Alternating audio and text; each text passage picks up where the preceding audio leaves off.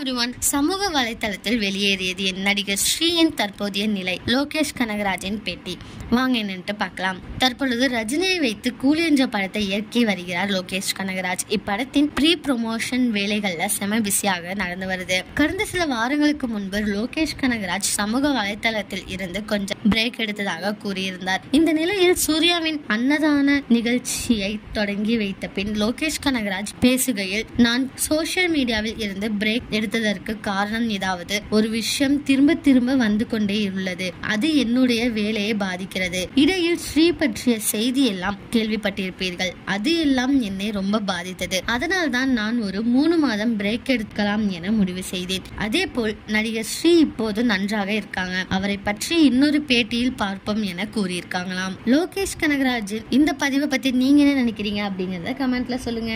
இதே மாதிரி latest cinema news அப்டேட்க்கு இந்த சேனலை சப்ஸ்கிரைப் பண்ணிக்கோங்க.